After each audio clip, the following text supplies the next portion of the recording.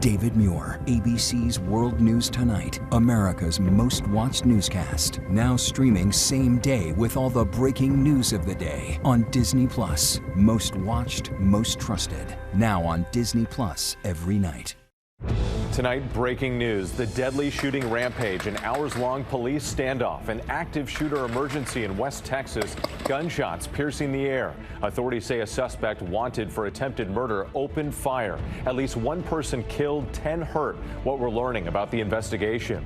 The destructive tornado outbreak and the severe storms firing up right now. Major cities on alert along the I-95 corridor. At least 20 reported tornadoes in the Midwest, including 2 monster EF3s.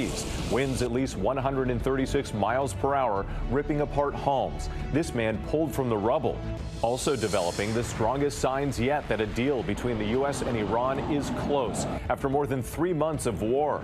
John Carl standing by with new reporting. SpaceX blasting off on Wall Street. Elon Musk's company going public, the biggest IPO on record, making Musk the world's first trillionaire. What it could mean for your 401k. The White House gearing up for an unprecedented event, ultimate fighting on Sunday night, President Trump's birthday, amid questions about who stands to profit from this extravaganza. The dramatic rescue from a raging apartment fire. Officers breaking down doors, waking people up out of their beds.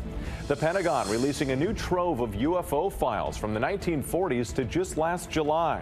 World Cup fever taking hold. Team USA kicking off the first men's World Cup game on U.S. soil in more than 30 years. Also tonight, veteran New York City anchor Bill Ritter and his courageous announcement just moments ago. Why he's stepping aside from the anchor desk and his emotional message to viewers at home. From ABC News World Headquarters in New York, this is World News Tonight with David Muir. Good evening, I'm Whit Johnson, and for David tonight, we begin with breaking news. The deadly shooting rampage in West Texas. A suspect wanted for attempted murder of an officer, barricading himself inside a building in downtown Midland. SWAT teams responding to an area on lockdown. Officers crouching behind squad cars, exchanging gunfire with the shooter.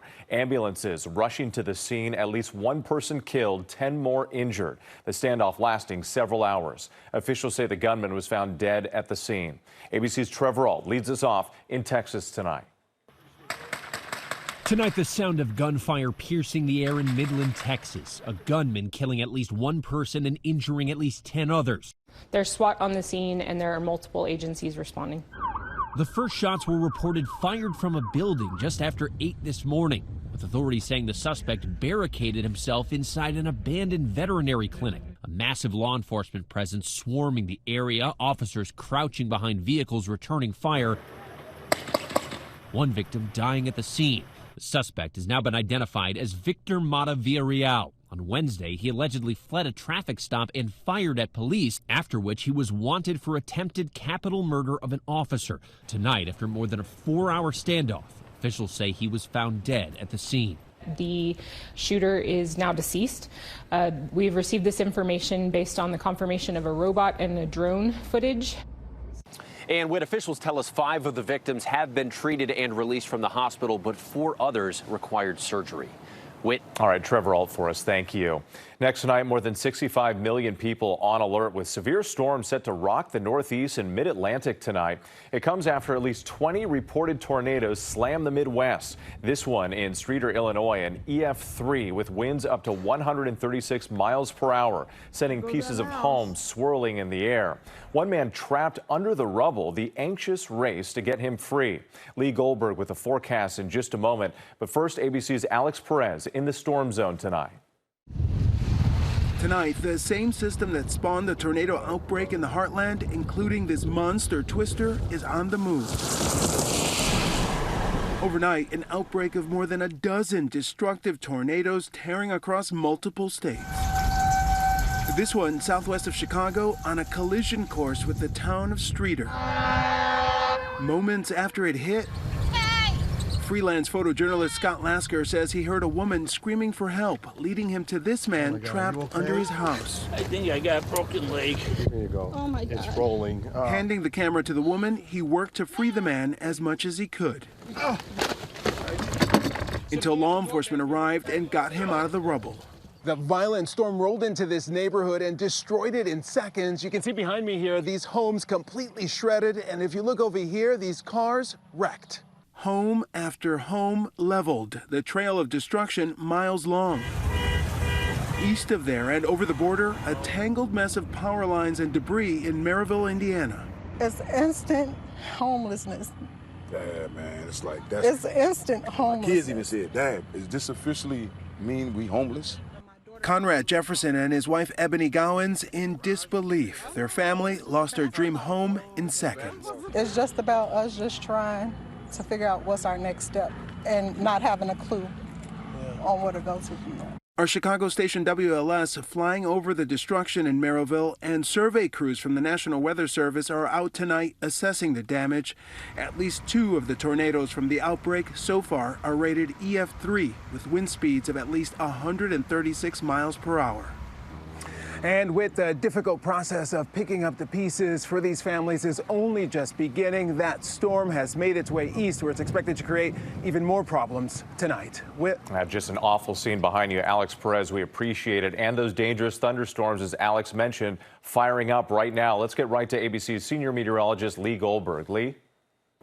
With the same storm that caused the tornado outbreak in the Midwest yesterday, it's moving into steamy air in the Northeast. We've had severe storms in the New York City and D.C. area. Severe thunderstorm watches go into effect from New York to Virginia all the way through 9 o'clock tonight. Damaging winds the biggest concern. The storms, they come back to the Midwest tomorrow after a one-day break. Comes in 2 rounds in Kansas and Missouri. One in the morning, another round in the evening. That's a level 3 out of 5 risk for Kansas City. And after the humidity briefly breaks in the Northeast tomorrow, it's back on Sunday. So that could fuel more storms in the Mid-Atlantic and the Northeast in the late day and early evening hours. Severe storms possible anywhere from New York City to Philly to D.C., right down through Virginia. That's in the mid-afternoon through early evening hours, and then the humidity breaks early next week again. Whit? All right, still a ways to go here. Thanks, Lee. New signs tonight that the U.S. and Iran may be getting close to a deal after more than 3 months of war. ABC's chief Washington correspondent Jonathan Karl with new reporting on what the agreement might include. Tonight, we are seeing the strongest signs yet that the U.S. and Iran are nearing an agreement to end the war. A senior administration official briefing reporters said there's an 80 to 85% chance that it happens in the next few days. Iran's foreign minister said a settlement, quote, has never been closer. President Trump has described it this way. It's a very strong memorandum of understanding. That is a little conceptual, but it's something that's going to get done. The senior administration official told reporters the agreement, quote, reopens the Strait of Hormuz and lifts the U.S. blockade. But then comes the hard part, a 60-day period for the U.S. and Iran to hash out an agreement on the future of Iran's nuclear program. The official says the memorandum of understanding, quote, leads to the dismantling of that program and for the destruction and removal of Iran's stockpile of enriched uranium. But there are no specifics on how that would happen. Iran has long insisted on its right to enrich uranium and has said nothing publicly to indicate that has changed. Both sides seem to agree on one thing. If Iran complies with the Memorandum of Understanding, it will be rewarded. Vice President J.D. Vance posting on social media, if the Islamic Republic of Iran meets its obligations, then economic benefits will flow to them. Possible rewards include $24 billion in frozen Iranian assets and relief from crushing U.S. sanctions. When Iran would get that money remains unclear. President Trump emphasizes that under this agreement, if it is finalized, Iran will agree never to have or make a nuclear weapon. But there is nothing new about that. In fact, in the very first paragraph of the nuclear agreement that was negotiated by President Obama more than a decade ago, Iran makes that promise. That was an agreement, of course, that President Trump tore up in his first term. Whit? All right, John, our thanks to you tonight.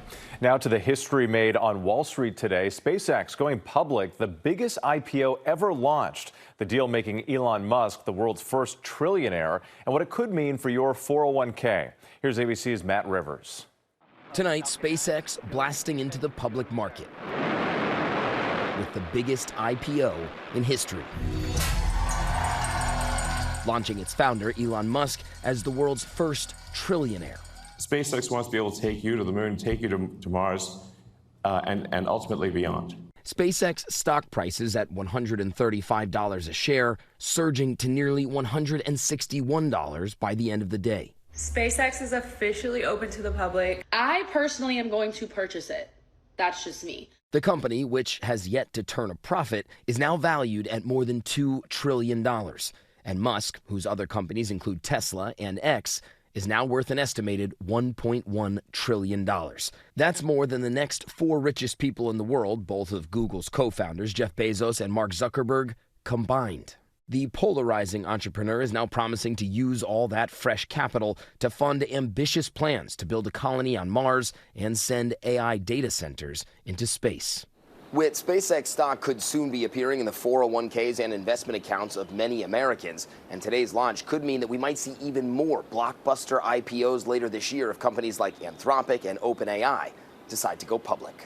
Whit. All right, Matt Rivers, thank you for that. Turning to the White House tonight, where a giant arena is now set up for an ultimate fighting event on the president's birthday, Sunday night. The UFC says they are footing the bill, but some are raising questions about how much it will cost taxpayers and who stands to profit. Here's ABC's Mary Bruce. Tonight, the White House putting finishing touches on the towering arena for Sunday's big UFC fight on President Trump's 80th birthday. Overnight, testing the lights, the sky above the White House ablaze. 4,000 spectators expected to attend, with 120,000 watching from the nearby ellipse. As you can see, this structure is just massive. It dwarfs the White House, and they've been working on this for weeks. President Trump says the event is meant to celebrate America's 250th anniversary. We're having a big fight. It's never going to happen again.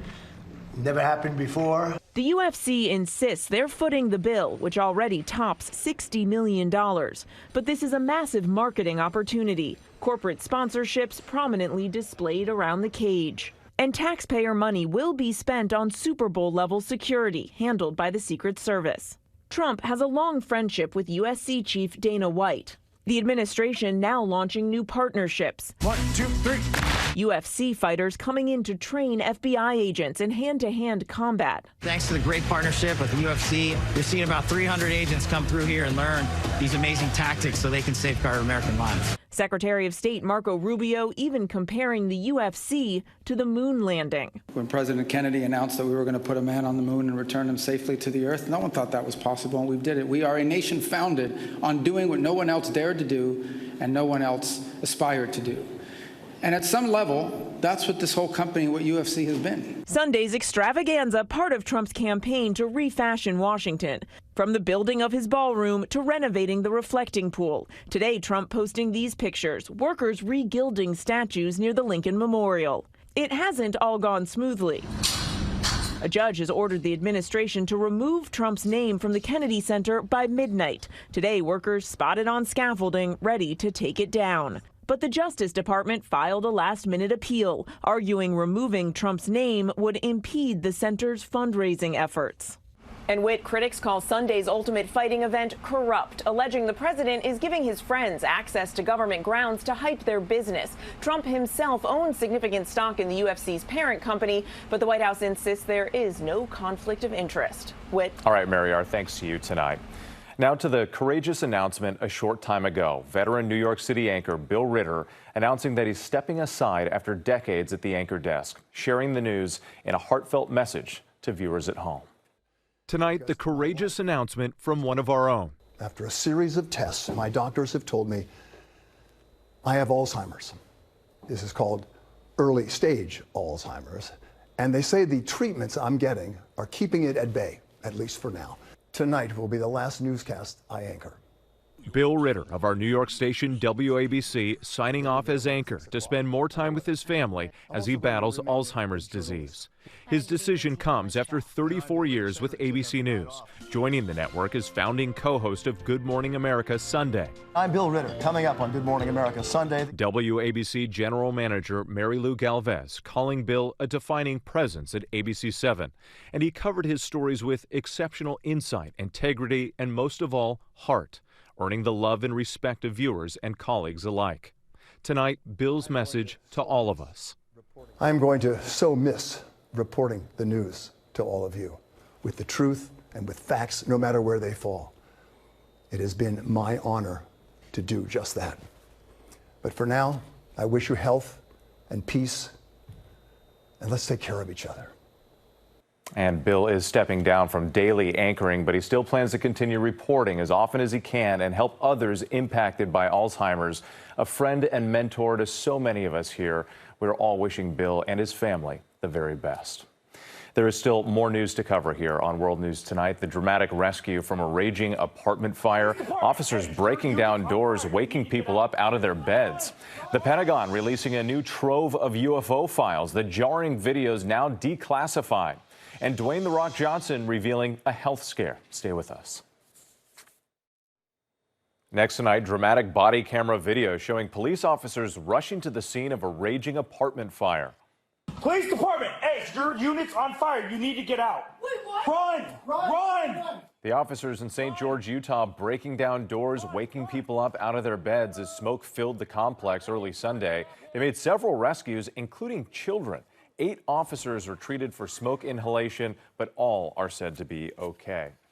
A lot of buzz caused a brief flight delay in Cancun, Mexico. Take a look at this swarm of bees here clustered on the wing of this United Airlines flight. Passengers and ground crews spotted the bees shortly before takeoff on Thursday. The bees were eventually removed from the wing. The flight continued its trip to Los Angeles. When we come back, the Pentagon releasing a new batch of UFO files. The jarring videos now declassified. Plus, Dwayne "The Rock" Johnson revealing a medical scare.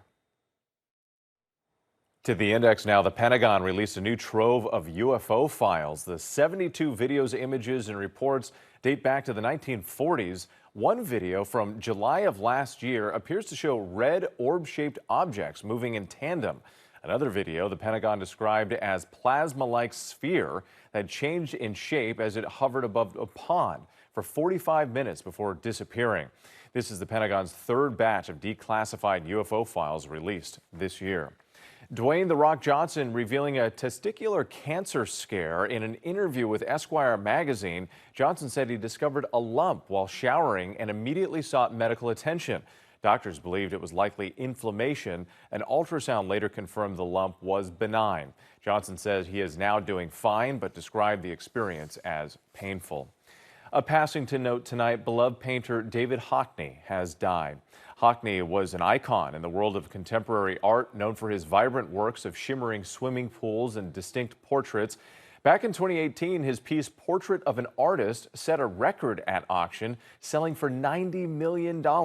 His publicist revealed Hockney died Thursday. David Hockney was 88 years old. Still ahead, the excitement building as the World Cup kicks off. Finally tonight, World Cup soccer is back with the U.S. men's team in action tonight. ABC's Christian Cordero is in Los Angeles. USA! USA! USA!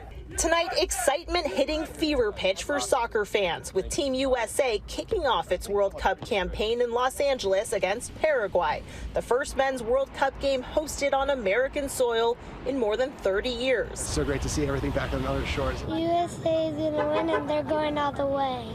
The Stars and Stripes considered favorites to win their group. Midfielder Brendan Aronson is back for his second World Cup. I'm very confident in this team. I think the group is really looking forward to these games, really looking to, push on. Who are we cheering for? USA! This group traveling thousands of miles from Long Island for tonight's game, bringing high expectations. We better win. Extremely excited, and we're expecting the U.S. win. Yeah. Fans we spoke to all hoping to catch a glimpse of World Cup history. What made you want to come to this match in particular? It's a once-in-a-lifetime opportunity. I mean, the opening match for U.S., I wouldn't miss it. Whit, tickets for the U.S. opener here in Los Angeles are pricey. Those fans tell me they won the pre-sale draw, but still spent more than $1,000 each. Whit. All right, we'll be watching, Christian. Thanks so much. And some programming notes tonight. We are 1 week away from Toy Story 5.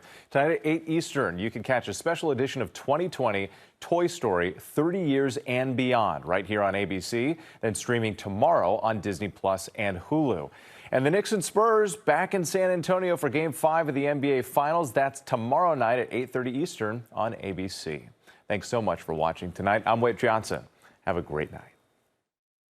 David Muir, the most trusted, most watched newscast in America. And now, World News Tonight has won the Emmy for Best Live News Program for the 4th year in a row.